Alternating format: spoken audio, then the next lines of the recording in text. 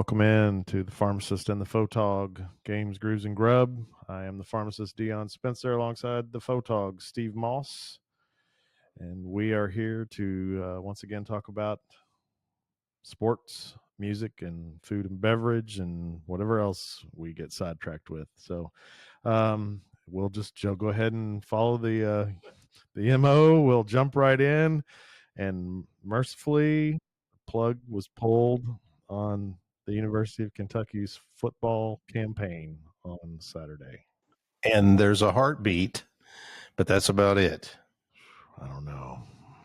It's I think the next week to 2 weeks are going to be brutal. It's a big month for them, obviously. Yeah, a big 2 weeks, as you say. We're recording this on Tuesday. Tomorrow is National Signing Day.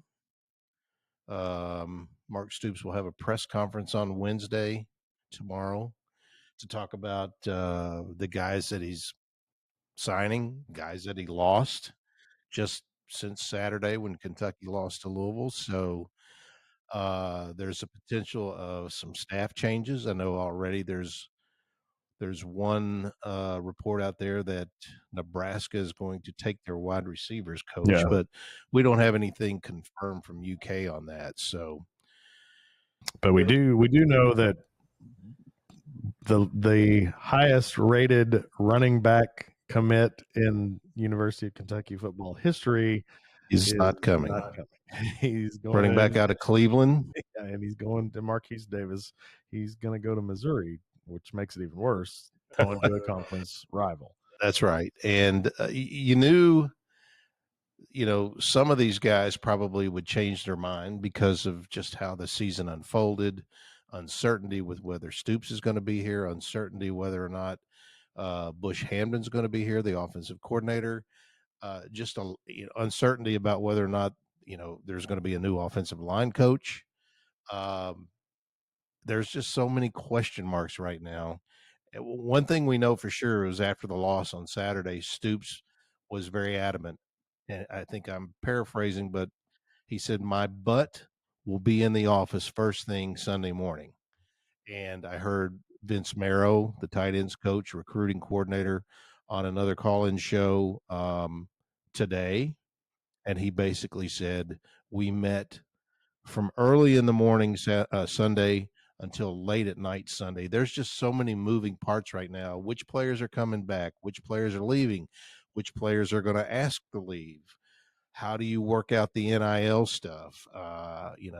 Guys who are going to commit on Wednesday. Who's in the fold? Who's out? Which coaches are going to be here? Which ones are not? I mean, Mark Stoops is going to earn his $9 million here in the next month. Yeah, and they did, at least from what I'm reading today, put to rest, because there was a rumor floating around out there that Vince could be gone and could potentially end up at U of L. He shot that down. Role. So thank goodness. I can't imagine things crashing and burning much harder than that. Well, and he even said, a lot of schools out there will negative recruit. He doesn't know if this is part of a negative recruiting campaign against Kentucky. This isn't the first time that his name has been mentioned with Louisville.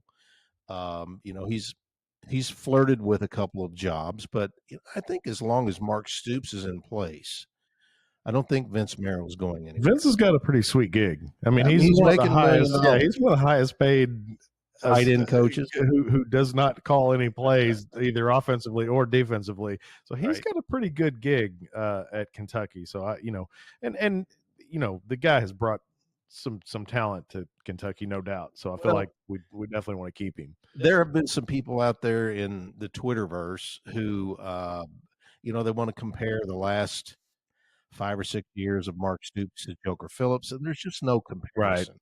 There is. I mean, I joked a lot. Grew to know him while he was, an offensive coordinator under Coach Brooks and then the head coach. Yeah, he had some issues and he didn't recruit very well, but Mark Stoops has taken this program to places it's never been. Yeah.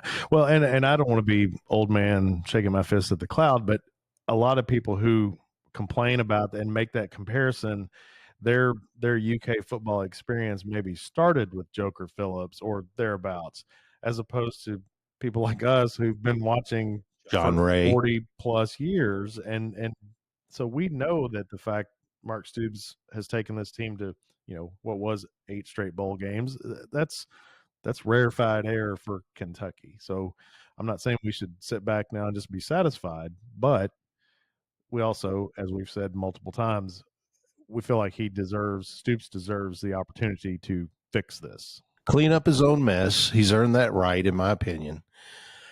Mitch Barnhart is not going to fire him.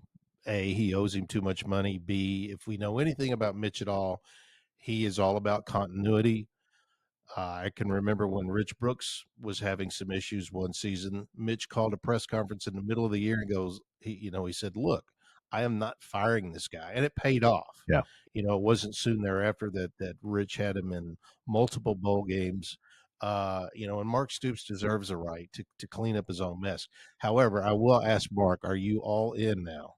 Or are you still looking around trying to find another place to land? Yeah. And look, I get it. It's going to be tough as hell to put NIL in place at UK with the resources or the lack thereof. But this is the game you're going to play, Yeah. and you're getting paid $9 million a year, and you've got to be content and satisfied with being where you are. That would be my first question. The second question is, are you going to fix the offensive line issues? Yeah. Because I believe that's where it starts. Yeah, because I mean, obviously things did not go well at all for Cutter Boley on Saturday against U of L. But I mean, it doesn't matter, whether it's me back there or Tom Brady. If you're not getting any protection, there's just only so much you can do. Well, we could talk briefly about the game. They had won 5 straight against U of L, and then U of L just hammered them, and they beat them kind of at their own game. U of L ran the rushing for was 358 crazy. yards. And a Jeff Brom team who, he's known for throwing the ball around the yard. He comes in and he goes, "Hey, we're running the ball. Let's just keep running the ball. Yeah. Let's just keep running the ball." They had 2 guys go over 100, one almost more or less 200 yards, basically. Yeah. So yeah, that's just really nothing went right for Well, Kentucky. and I thought Kentucky got off on a good foot on that, the second play of the game, that carry by Wilcox, and we're going, okay, here we go. And then on the next play, the very next play, he rips off a big run and then just has the ball taken right out of his hands. Right. And I thought that just set the tone for the rest of the day. Yeah, two lost, 3 fumbles, 2 of them lost, 3 interceptions. Just brutal. I mean, you're talking about NIL. If we'd had an NIL deal with DoorDash, one of our players wouldn't have been at the concession stand getting a hot dog. There can't be a much worse look outside of something illegal for a football coach to have one. Even though I understand the guy was not in uniform for the game. He was injured. Gerald Mincy. I mean, allegedly, let's just throw that word in there, allegedly, at the concession stand, and by all accounts, that video looked like Gerald Mincy standing at the in the hot dog line. Yeah. And somebody tweeted out, because he was the only guy standing there, "This is the only line he can handle." It's a bad look, but it speaks to, and I think we brought this up 3 or 4 weeks ago, that I had been talking to somebody over there, a buddy of mine who played at UK and now works in that building. He said there are so many issues with accountability, and depending on what your last name is, the level of the playing field is not the same for everybody. And again, that's just something I would ask Mark Stoops.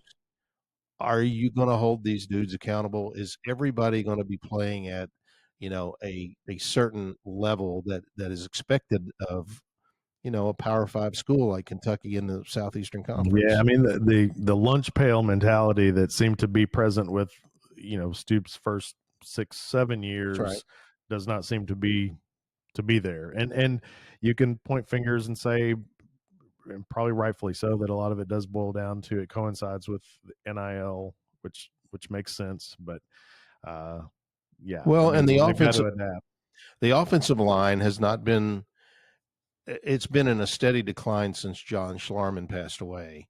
And I don't want to, say that it's all solely based on offensive line play, but offensively, the numbers would probably bear me out because I told you I went to the NCAA's website. Kentucky dead last in the Southeastern Conference in third down conversion, dead last in the SEC and pass completion percentage, dead last in the SEC in interceptions. They threw 17 picks this year. They only threw 15 touchdown passes. And in pass completion percentage and in interceptions, they were 126th in the country out of 133 teams. They were 14th in the SEC in passing offense, 110 nationally. Sacks allowed, they were 13th in the league, giving up almost 3 a game, 115th in the country. And scoring offense, they were dead last in the league at 20.6 points per game. I mean, if your quarterback doesn't have time and he's throwing more interceptions than he's making, throwing touchdown passes, there's got to be some help up front. These guys were just getting whipped. We saw new guys in there at the end of the year. We saw a true freshman, or we saw a redshirt freshman rather at left tackle. I mean, what's going on?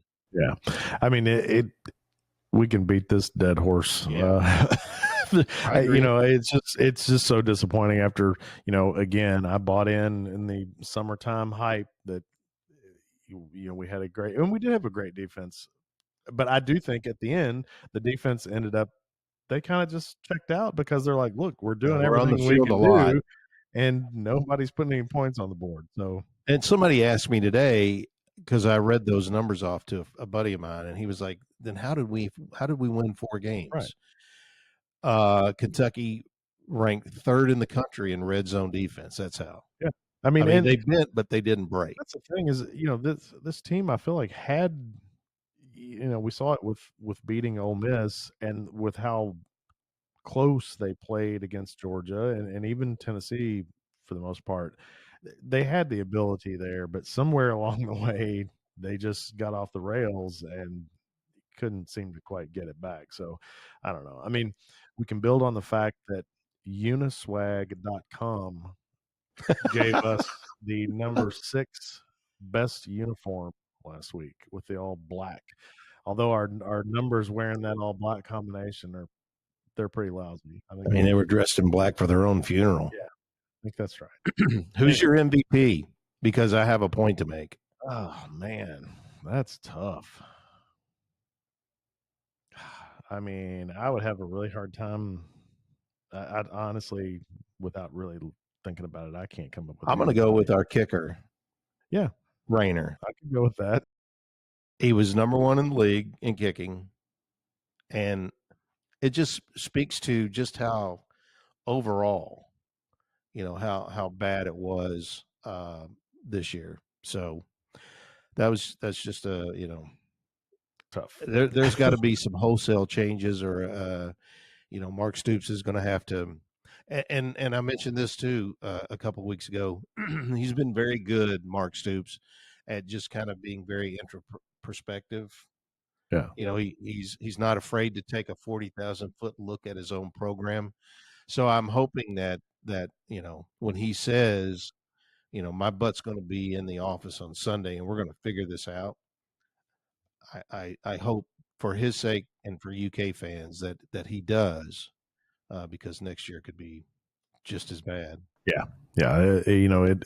The odds of us finding enough guys, you don't go out and build an SEC caliber football team with mid-major players like you sort of can in basketball. It's a lot easier to find 5 guys who are very talented and maybe just didn't get recruited properly out of high school in basketball, which we're obviously seeing.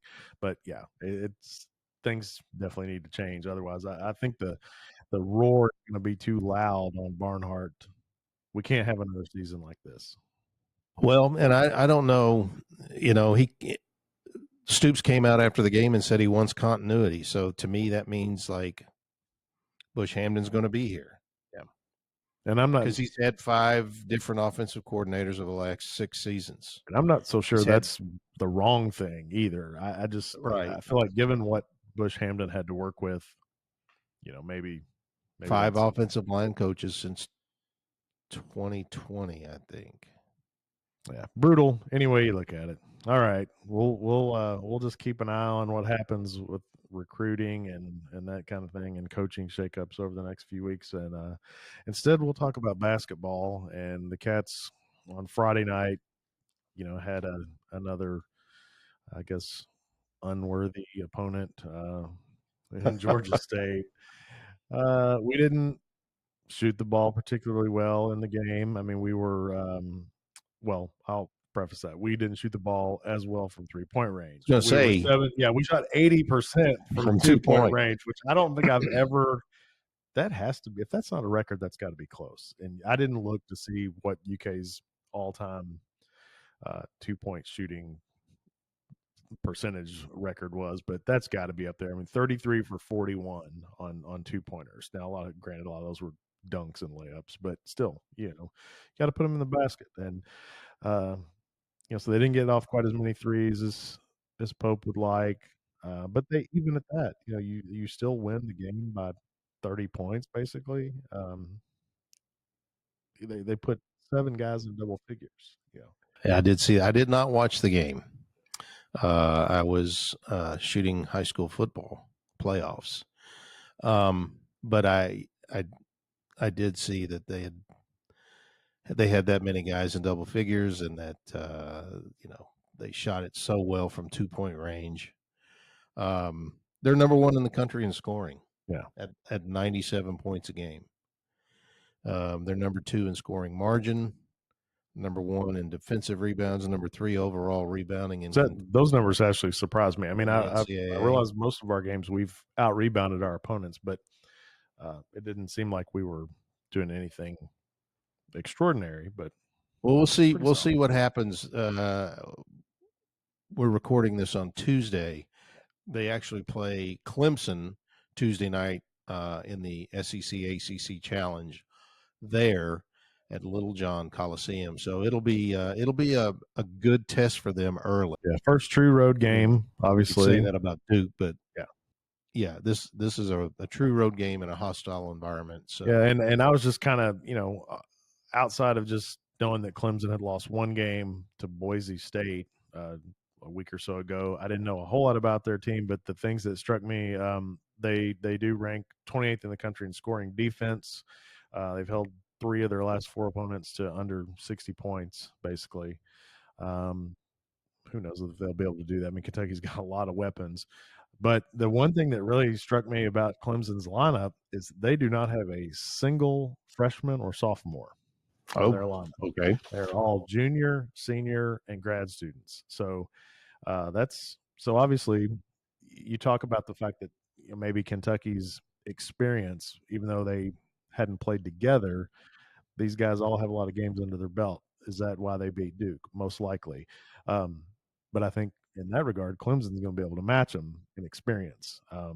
They've got a guard, I think in his last game, scored like 30 or 32 points. He's averaging 16 a game and shooting about 50% from the field, and Chase Hunter. So, I do feel like just looking at the rosters, Kentucky's guards are probably a little bit bigger, both taller in a couple of instances, but weight wise more physical, hopefully, than Clemson. So hopefully we'll be able to utilize some of those advantages. But yeah, I mean, it gets real here for sure. Clemson, and then our next game's at Gonzaga, and then we hit what appears to be a brutal SEC schedule coming up here soon. And I mean, and of course we got Louisville in there too, which they're playing decent basketball right now. Yeah, but they suffered a big loss. One of their guards going out with an ACL. He's done for the year. Yeah. I'm going to be curious to see, especially what happens tonight. It's you take a page out of the football program's book where they play so well on the road. Kentucky now with what 6-7 games under their belt, these guys had never played together before, and it just felt like right out of the gate, there was chemistry. These guys like each other, and I think Kentucky's going to play well. Well, I get the impression too. I mean, and I saw a lot of that on Friday night. Obviously, there was the big in-game scuffle, and to watch, there was no hesitation from the other guys on the floor to get in the middle of it. Once Amari Williams got knocked down, the other guys were quick to get in there. Well, even Mark Pope was quick to get in there. Yeah, Pope was in there, and I'm glad that nobody came off the bench, to get ejected, that kind of thing. But what struck me about that whole thing was, the one guy who rightfully probably could have gotten up and gotten in somebody's face was Williams, and he came up basically trying to gather the guys. He was smiling and laughing while it was going down, and of course, I was probably most surprised by Brea being the one coming in and throwing a big shove on somebody after I just didn't expect that from him. Creasa, sure. You expect him to be right in the middle of it. He's going to be, trouble's going to find him. Yeah, so that, it was just cool to see those guys. I do feel like we've had, even with Cal's teams, we had a few teams off and on where you felt like they bonded and genuinely just got a kick out of seeing each other do well. That wasn't always the case. But I think this team is that way. Well, and I don't think Kentucky fans are used to having their head coach create an environment like Mark Pope has, with the gratitude stuff and constantly preaching about the name on the front of the jersey. And I think it's kind of taken Kentucky fans by surprise, but I think Kentucky fans are thankful that Pope has approached it this way, and you can just tell that these guys, there is some legitimate chemistry there, just from the way they handle themselves and the way they play together on the floor. Yeah, and we talked about it a little bit previously about the fact that you've got guys on this team now that are significant contributors to the success so far, who are now playing under a microscope unlike anything they've ever experienced, and that you have Almanor coming off the bench who was like the man previously, but they have not faced really any adversity yet. True.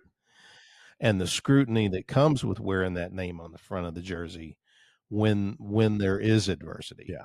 And it's going to come in the SEC. Oh, yeah. I mean, they're 7-0, and things have just been peachy, and Mark Pope has said and done all the right things, and he hasn't had fans question, his substitutions, or why he's wearing a suit on the floor, or right. Just everything that comes with being associated with Kentucky basketball. Yeah, they have experience. I mean, the honeymoon is going great. Yeah, and the SEC is loaded. So, well, you know what? In the top 4 this week, in the top 25, the 3 of the top 4 teams in the top 25 are SEC teams. Yeah, and including Kentucky at number 4. Well, and the new Vegas odds came out today, and Auburn is now the favorite to win the national championship. They're legit, but I think they're really good. But I think ultimately, they'll choke at the end. So we'll see. We'll see. I think Janai Broom, who was a former Moorhead guy who transferred to Auburn, he is really taken his game to a different level. He's now looking like a lottery pick. Yeah, they're good, no doubt. I mean, and let's face it, whether you like the guy or not, Bruce Pearl can coach. Yeah. I mean, he was, even though with the baggage, I had him on my list as far as people I felt like Kentucky needed to maybe make a phone call to. Obviously now we don't feel that way, but I did at least think that a little bit early on. I felt like we could overlook some of his transgressions and maybe bring him in. But yeah, you can't lie to the NCAA. Just saying. That's probably true. All right. As far as other sports, I can't go on without having just another couple words about feeling sorry for Joe Burrow. Oh my gosh. The guy he's legitimately having an MVP caliber season, and they suck. Their defense is a mess. I feel so bad for the guy. I mean, Yeah. he's leading the league in passing yards. Mhm. He's got, what is it, like 30 touchdowns against 5 interceptions. There's only like 1 or 2 guys that have thrown fewer interceptions. I mean, Are you sure you want to finish your career in Cincinnati? exactly. I mean, he kind of came out after the game the other day, and I felt like if you read between the lines, he was kind of saying major things need to happen. Because I feel like I would not blame the guy at all if he just doesn't come in before next season and say, that's it, I'm holding out, I'm prepared to sit. Because they've either got to spend some money and get the guy some help, keep him off the field a little bit more, or something. I don't know what the answer is, but it's a shame that a guy's playing the way he's playing, and they've gotten the results or lack of results so far that they have. So I can empathize with Bengals fans though, because I'm a Cowboys fan and it hurts. It's like, you get those first couple of games in and you're going, okay, Dak's ankle is good. Yeah. Dak's playing pretty well. And then all of a sudden, it turns to hell in the handbasket. And then they don't put blinds on the end of the stadium to keep the sun out and all that. So anyway, Jerry is the problem. So yeah, we'll keep an eye on. I'm sure we'll have by next week. We'll have a lot of talk about as far as basketball is concerned, because we'll have. Well, and we'll know a lot more about the football too. Who's coming, who's going, who's staying. We should find out probably pretty soon. Like, Dion Walker putting his name into the draft. Is Dane Key putting his name into the draft? I mean, those kinds of things should start shaking out. So right, there will be a lot of news. All right, so we'll move on. We'll talk a little music, and a couple things popped up today. I'm a huge Alison Krauss fan. I never dreamed I'd get to the point where I liked bluegrass music, especially as much as I do now. But even before I became what I would consider a self-professed bluegrass fan, for some reason I liked her. And I mean, she sings like an angel for one thing. So True. I've seen her 6 or 7 times over the years.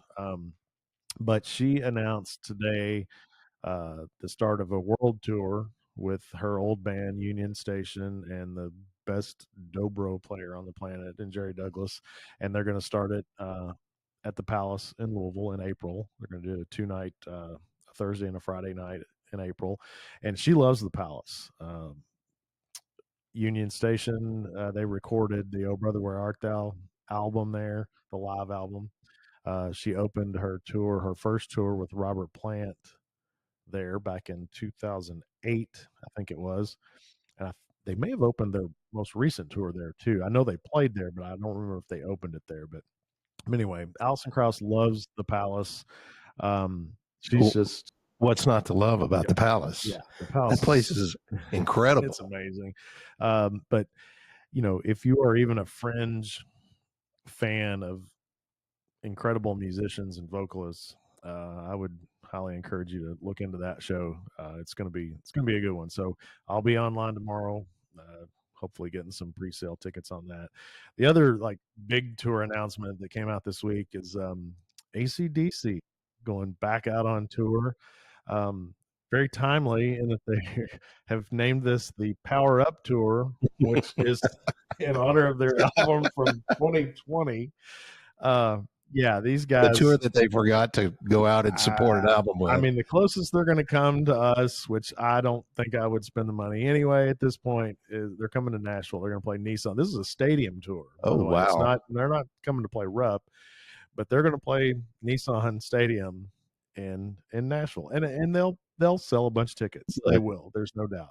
I mean, AC/DC doesn't have to record another album because Back in Black is one of the top 5 in the history of music. Well, I mean, and the thing is, their fan base, it's a bunch of old guys like me and you, and just like Kiss, we're going to go see them, we could go see him 10 times and we'd be just as content listening to And we play would. the same songs I was 10 going to times. say, and all 10 times there would not be anything new. Yeah, I'm not going to be mad because the set list isn't different. I And mean, they're I don't. ACDC. Right. But yeah, I mean, I haven't seen any video of AC/DC performances in the last Well, year or I've two. seen some reels, and Angus looks like he's completely gray headed now. Well, he kind of, the one reel I did see of him, he kind of looks like a skeleton. Yeah, I don't know. I don't know what they're going to sound like. Are they going to be as comical Well, as? Malcolm is dead, right? Yeah, he His died. brother Malcolm. And Brian Johnson, apparently, I don't know if they fixed his hearing, because at one point that's why Axl Rose had to step in at the end of their last tour, because Brian Johnson was basically told by his doctors, you're going to permanently lose your hearing. And so I don't know what has happened between then and now, but anyway, they're going back out. I don't know if it will be as comical as like Vince Neil and Motley Crue going out. Vince Neil is now going out with Ace Frehley. Oh, that's a disaster.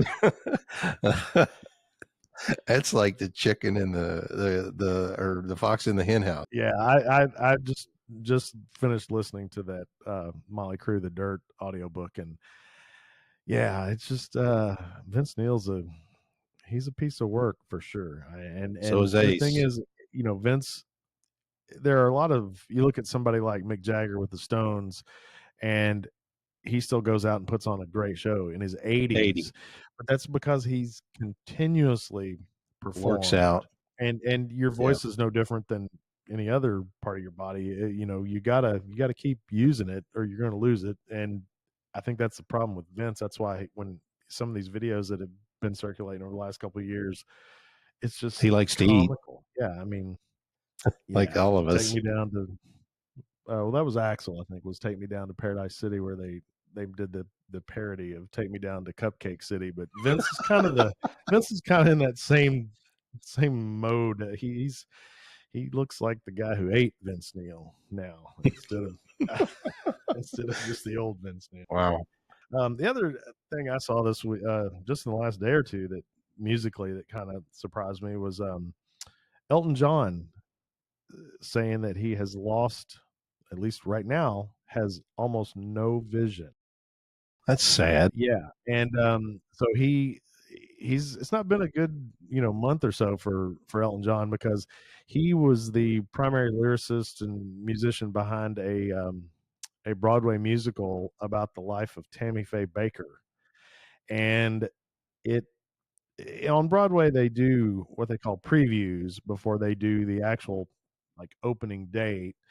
And this show has seen about 20-25 previews, and it was just scheduled to like have its official opening, I think, this week.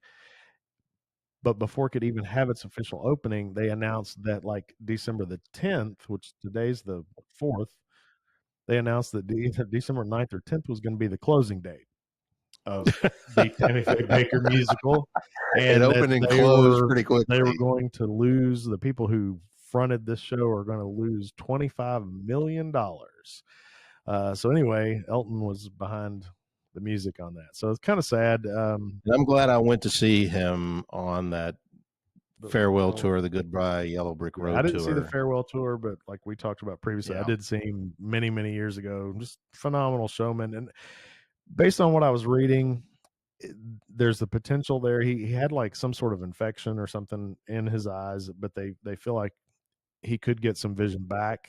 It's just going to be very slow going. So he even said, it's like right now he can't see to write any music. And he just doesn't, at this point doesn't know. So I know when he was in Lexington on that last tour, he was having some issues walking. Yeah. Getting around the stage. Well, the guy's in his 70s, so still a great performer. Yeah, amazing. And prolific writer, prolific songwriter. Definitely musicians like that. It's inevitable, but still doesn't make it any easier knowing that you're going to eventually lose those guys, or at least sooner than you'd like, have them lose their ability to produce. So yeah, but yeah, so those are. As far as live music, that kind of thing. On the vinyl front, I picked up a couple things this week. this past Friday, Black Friday, was Record Store Day, which they do a couple times a year to kind of celebrate the still independent record stores. And I didn't have anything. They published the lists like months in advance of what's going to be released, and there wasn't anything on the list really that I was just like gung ho about making sure I got. But I did happen to swing by Pops in Lexington later in the afternoon and flipping through, and what caught my eye was the last remaining copy of Snoop Dogg live at Forest National, which is a 2005 concert they recorded in Belgium, and it's basically a greatest hits album, and it's pretty amazing. I listened to it. It's a double LP, and it's got all the good stuff on it. I mean, Gin and Juice, Drop It Like It's Hot, Murder Was the Case. It's got everything on there. So classic Snoop. And what was funny is it came on the heels of also Friday when I was watching the UK basketball game. A friend of mine texted me and said, "Are you watching the Snoop Dogg concert?" And I'm like, "What are you talking about? I'm watching the UK basketball game." And he said, "Snoop Dogg live in concert on Amazon Prime." So apparently, after they broadcast football games on Amazon Prime, they have concerts. I don't know if that's been a I thing didn't know all that. season, but anyway. So at halftime of the UK game, I flipped over and caught Snoop Dogg, and I mean, amazing. I mean, the dude is still. I mean, I'm sure he's rapping, He's singing, fun. whatever to backing tracks and all that, but he Sure. was still doing a lot live, and it was impressive. Well, I saw Snoop. He was on a bill with Korn and Linkin Park. Oh, that's Was an a headliner. obvious pairings there. I mean, Right? Metal rock or metal rap rather, and Snoop. No, he was fun.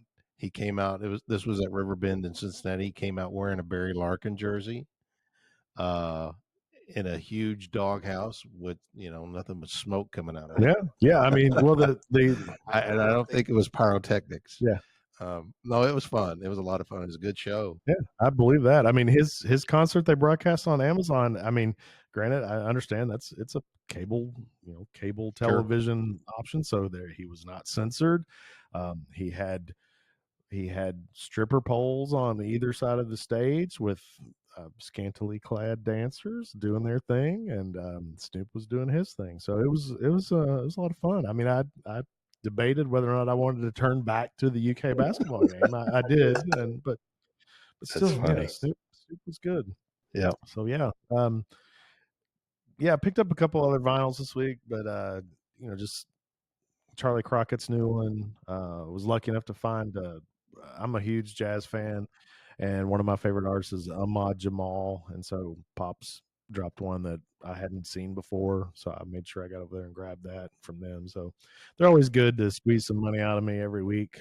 Some weeks more than others. So good. I'm stuff. still waiting for Christmas until after Christmas. Steve's gonna hold out. I'm holding out. I'm making sure that on my Christmas vinyl wish list, I put things that I'm just not going to buy for myself. There you go. I'm actually this Saturday in Louisville. I'm going to set up at a record show, and sell records. Try to pare down the collection just a little bit because I've got things that I know I'm not going to listen to it much, so I might as well sell it, move it on to somebody who might listen to it. So anyway, so I think that's it for on the music front this week. We might, if we get lucky, we both I think are. Well, I know I did. I tried to register to win some tickets to see Stephen Wilson at Manchester Music Hall. So that'd be cool if I could get those for free. I'll go watch anybody Free as me. Give me three. I'll watch anybody for free. That's our motto. So yeah, we just rolled off of Thanksgiving, and I'm sure Still- we all ate a lot. Oh my gosh. Leftovers after Thanksgiving are the best. Yeah. That's the only time of the year where I really enjoy leftovers. Well, see, I'm a leftover guy. I do leftovers. I mean, I purposely, when I cook like my kids are still at home, and then I usually eat that at work the next couple of days. So I'm good with leftovers. And Thanksgiving leftovers are the best. Yeah, they are. And Sure. ours was kind of weird this year because we did our Thanksgiving meals on Friday and Saturday, with both sides of our family. So that meant on Thanksgiving Day, me, my wife, and my oldest, we were all here. We ended up ordering Sapporo. We ordered sushi and fried rice from Sapporo here in Georgetown. So little non-traditional Thanksgiving. Fried rice is good. Oh yeah, absolutely. I had the little brown barrel last night. Oh yeah. Not I've not been to the one here in Georgetown. I've been to the one over in the one in Midway. Midway is where I prefer to go, just because it's the original and it's a happening little place. And I had what is true to Kentuckians, the hot brown. They have some good stuff on their menu. I'm a big fan of their bourbon glazed chops. Yeah. But I had the hash brown, the hot brown this time, and it was excellent. Yeah, and much like you saying you prefer the brown barrel Midway because it's the original. We met some friends on Saturday evening, and we went to Sedona Tap House in Palomar in Lexington. That's a good location. It's better than the location on Newtown. So yeah, so that's where I was headed. The Sedona on Newtown is Sedona in name only. They Agreed. are. I did not find out until later. They're not owned by the same people. It's a Well, franchise. then that would explain it. They are not owned by the same people. And yeah, I mean, I don't want to bash people, but yeah, the Sedona and Palomar, just different experience. And one of the things they, I guess, pride themselves on, or part of their brand, is their beer selection. That's right. They've got, I don't know, 30, 40 taps and another probably 75 to 100 beers in cans and bottles in their cooler. And I kind of, after going to the Newtown location multiple times and trying to order beers that then they would come back and say we don't have, or then getting one and the beer being just old. And if you're an IPA drinker, you know what an old IPA tastes like, and you could commiserate with me. But anyway, didn't experience that at the Palomar location, but food was good. Saw some news today that a longtime fixture in the Lexington restaurant industry is going to be closing. Azure over in Beaumont Center. They've been there for 20 plus years, and I haven't been in. It's probably been 8 or 10 years since I've been there, but they're not closing for lack of business. That's for sure. Everything I seem to be seeing in social media and everything is apparently their landlord came in and dropped about a 40% increase on their rent. So, I like to think that the chef there, Jeremy Ashby, would be able to pivot and possibly do something different in a different location. But they're one of the true, I guess, fine dining and innovative kind of places. I mean, like just today I looked up and they were doing a wild game dinner. That's right up your alley. I mean, it's like a one price 5-course meal kind of thing, but that's the kind of stuff that he does there. So kind of sad to see them closing up, but that's Lexington's a tough restaurant town. It is. There are really good restaurants that don't make it in Lexington. Well, it's a test market for one, and I think that might have something to do with it. But I think more people are interested in chains Exactly. than anything else. I think I've eaten it as your one time, and it was very good. The good food's steak. amazing. Yeah, their stuff's good. So you hate to see it. Hopefully, like I said, Chef Ashby will be able to move and do something different. Maybe a new concept somewhere else in Lexington. But also Black Friday for me, like we talked about previously, our favorite Thanksgiving kind of traditions. One of mine over the last 8 or 10 years has been local beer releases. A lot of places do special stuff on Black Friday. I spent my Friday morning at Ethereal down in the Distillery District. Got there about 6:45. It was roughly 24 degrees. Question your sanity. Yeah, me and several other beer nerds, stood in line there, waited until 10 a.m. for the place to open, and we could get our hands on the special releases. But it's almost gotten to be, it's kind of just the camaraderie kind of thing, because it's the same for the most part. The first 15 people in line are just about the same 15 people every time, and that doesn't change. So that's fun. We all know we're going to see each other. We're going to freeze together or whatever. But Ethereal always does it right on Black Friday, and I went over there to try the beer that their big imperial stout that they're known for, which is called Baba Yaga. They had a special version of that, and it got that. But the star of the show is the one I'm drinking tonight. At least maybe the surprise of the show, not the star of the show, but the surprise was this one. It's called Decatron. It's a triple hazy IPA, and people are like, "What's a triple?" Well, it just means lots more hops, lots more juiciness, I guess, for lack of a better term. That's what us beer nerds call it.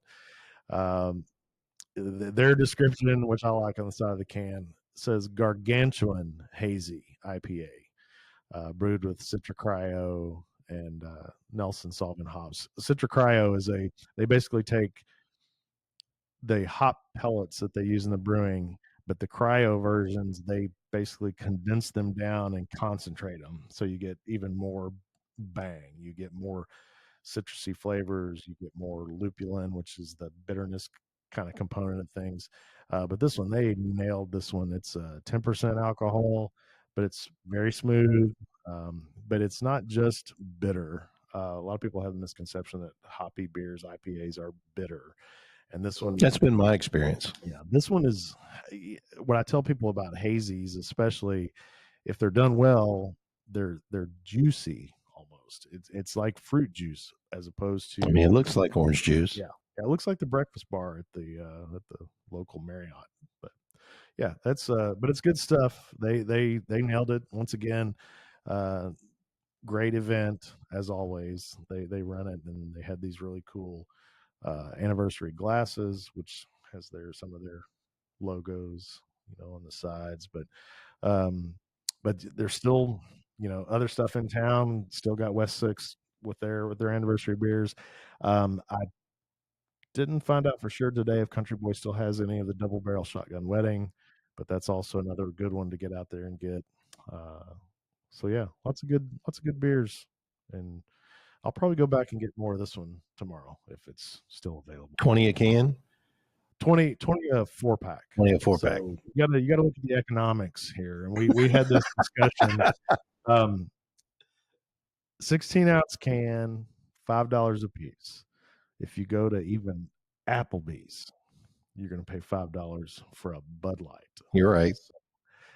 I'll take the 10% 16-ounce can of deliciousness for $5 over a barrel of Bud Light. So we'll do that. Anything else? What else? Anything? Is there anything else? Not that I'm aware of. All right. Well, we're going to settle in here probably. We're about an hour from tip off. So hopefully next week we'll have Clemson and Gonzaga victories to gloat over. That's what we're going to hope for. Yeah. Eternal honor. Take your big blue glasses off. We'll see. We'll see what happens. But until next time, drink some good beer, listen to some good music, and watch some Cats victories.